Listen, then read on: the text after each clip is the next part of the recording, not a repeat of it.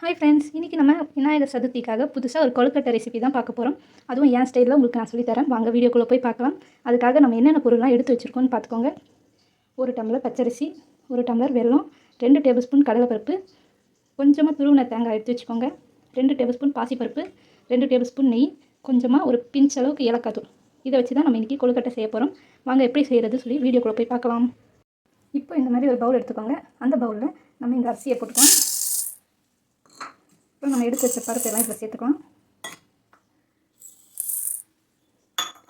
சேர்த்துட்டு இதை அப்படியே தண்ணி ஊற்றி ஒரு 3 டைம்ஸ் வாஷ் பண்ணிக்கோங்க.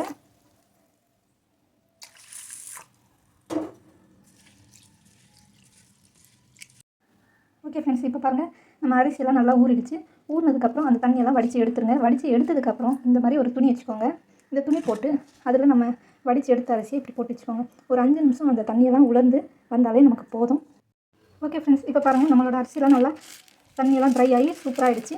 இப்போ நம்ம இதை வந்து லைட்டாக வறுத்துக்கலாம். வறுத்து நம்ம செஞ்சோன்னா செம்ம டேஸ்ட்டாக இருக்கும். அதனால் லைட்டாக நம்ம எப்படி வறுக்கலாம்னு பார்க்கலாம் வாங்க.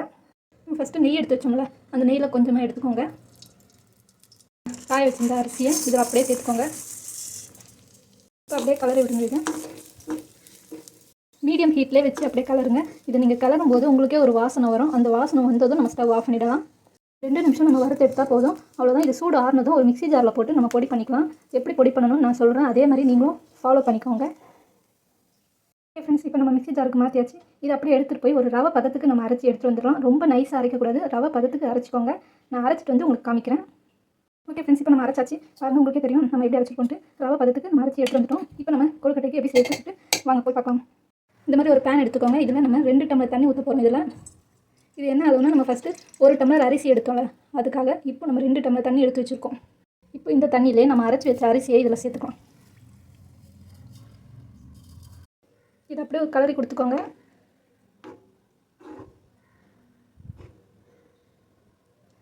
நீங்கள் நினைப்பீங்க தண்ணியாக இருக்குது ரொம்ப அப்படி சொல்லிட்டு, தண்ணியெல்லாம் கிடையாது.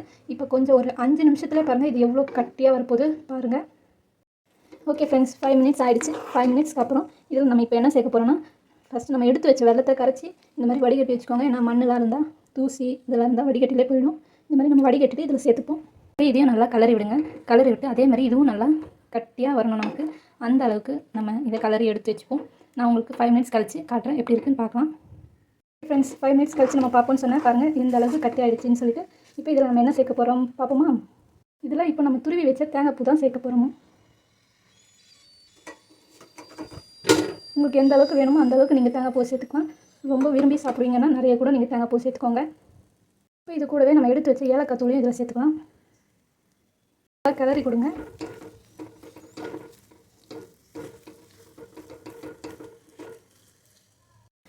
ஓகே ஃப்ரெண்ட்ஸ், இப்போ எல்லாமே ரெடி ஆகிடுச்சு. லாஸ்ட்டு ஃபைனல் டச்சப்புக்கு நம்ம இதில் நெய் சேர்த்துப்போம்.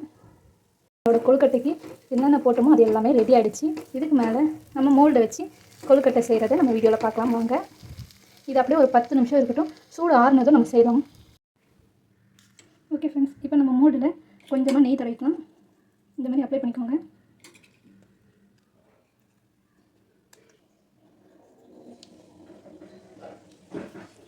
நான் செய்கிற மாதிரி நீங்களும் இதே மாதிரி செய்யுங்க, சூப்பராக இருக்கும். புதுசாக நம்ம சேனலை இப்போ தான் நீங்கள் பார்க்குறீங்கன்னா நம்ம சேனலை சப்ஸ்கிரைப் பண்ணி வச்சுக்கோங்க ஃப்ரெண்ட்ஸ். அவ்வளோதான். இங்கே பாருங்கள், எவ்வளோ அழகாக வந்துடுச்சு. இப்போ அதே மாதிரி இன்னொரு மோல்டு இருக்குது. அந்த மோல்டுலையும் நம்ம இதே மாதிரி நெய் தடவிக்கலாம். ஃபஸ்ட்டு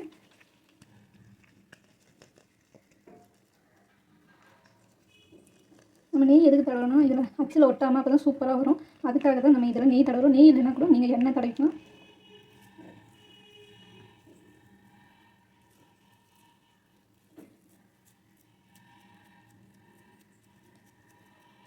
இந்த சைடும் வச்சு இந்த சைடு கொஞ்சமாக வச்சுக்கோங்க. ஏன்னா மீதி இருக்க மாவை நம்ம அப்படியே வெளியே எடுத்துக்கலாம். வெளியே வந்தாலும் இப்போ அவ்வளோதான் ஃப்ரெண்ட்ஸ். நம்ம அந்த மோல்டில் செஞ்சதும் இப்படி வந்திருக்கு. இது எல்லாமே நான் செஞ்சுட்டு உங்களுக்கு லாஸ்ட்டாக காட்டுறேன். நம்மக்கிட்ட மோல்டு இல்லையே, மோல்டு இல்லாமல் எப்படி செய்கிறதுன்னு நீங்கள் கேட்டிங்கன்னா ஒன்றும் பிரச்சனை இல்லை. கொஞ்சமாக மாவு எடுத்துக்கோங்க. இந்த அளவுக்கு இப்படி உருண்டை பண்ணிக்கோங்க. ஃபஸ்ட்டு உருண்டை பண்ணிவிட்டு நம்ம 4 விரலை வச்சு ஒரு ப்ளஸ் பண்ணிங்கன்னா அவ்வளோதான். இதே ஒரு கொழுக்கட்டை தான். இதே ஒரு ஷேப்பாக கூட இருக்கலாம். இதை நம்ம அப்படியே வச்சுக்க வேண்டியதான். அப்படி உங்களுக்கு அப்படி செய்ய வரலையா, ஒன்றுமே பிரச்சனை இல்லை. இது அப்படியே ஒரு உருண்டையாகவே நமக்கு உருட்டிக்கலாம். அவ்வளோதான். இதே அப்படியே வச்சுக்கலாம். இதுவும் ஒரு ஷேப் தான். நமக்கு மோல்டு இல்லைன்ட்டுலாம் நம்ம கவலைப்பட தேவை. நம்மகிட்ட எது இருக்கோ அதை வச்சு நம்ம செய்வோம். எல்லாமே செஞ்சுட்டு பார்க்கலாம். ஓகே ஃப்ரெண்ட்ஸ், இப்போ நம்ம எல்லாமே ரெடி பண்ணி வச்சாச்சு. இதை நீங்கள் அப்படியே சாப்பிட்றதுனா கூட சாப்பிட்லாம். இல்லை எனக்கு அப்படியே வேணாம்னா ஒரு இட்லி பாத்திரத்தில் ஒரு 10 நிமிஷம் நம்ம ஆவி கட்டி எடுத்து அதுக்கப்புறம் கூட நீங்கள் சாப்பிட்டுக்கலாம். நீங்களும் இதே மாதிரி மெத்தடில் செஞ்சு பாருங்கள். செஞ்சு பார்த்துட்டு உங்கள் ஃபீட்பேக்கை நம்ம கமெண்ட் பாக்ஸில் ஷேர் பண்ணிக்கோங்க ஃப்ரெண்ட்ஸ். மறக்காமல் நம்ம சேனலை சப்ஸ்கிரைப் பண்ணுங்கள். புதுசாக பார்க்குறவங்க நம்ம சேனலை சப்ஸ்கிரைப் பண்ணி கூட இருக்க பெல் ஐக்கான் பட்டனை கிளிக் பண்ணுங்கள். அப்போ தான் நான் போடுற வீடியோலாம் உங்களுக்கு நோட்டிஃபிகேஷனில் வரும். இது அப்படியே ஒரு 10 நிமிஷம் கழித்து நம்ம எப்படி இருக்குது சொல்லிவிட்டு வீடியோக்குள்ளே போய் பார்க்கலாம் வாங்க. ஓகே ஃப்ரெண்ட்ஸ், நம்ம கொழுக்கட்டை எல்லாமே ரெடி ஆகிடுச்சு. இதை அப்படியே நம்ம ஒரு தட்டில் மாற்றிட்டு பார்க்கலாம். அவ்வளோதான் ஃப்ரெண்ட்ஸ், நம்மளோட கொழுக்கட்டை எல்லாமே ரெடி ஆகிடுச்சு. நீங்களும் நான் சொன்ன மெத்தட்லேயே செஞ்சு பாருங்கள். ரொம்பவே சூப்பராக இருக்கும் கொழுக்கட்டை. ரொம்பவே சாஃப்டாகவும் சூப்பராக இருக்குது. நீங்களும் ட்ரை பண்ணி பார்த்துட்டு எப்படி இருக்குது கமெண்ட்டில் சொல்லுங்கள். அனைவருக்கும் அட்வான்ஸ் விநாயகர் சதுர்த்தி நல்வாழ்த்துக்கள். நெக்ஸ்ட் வீடியோவில் பார்க்கலாம். பாய்.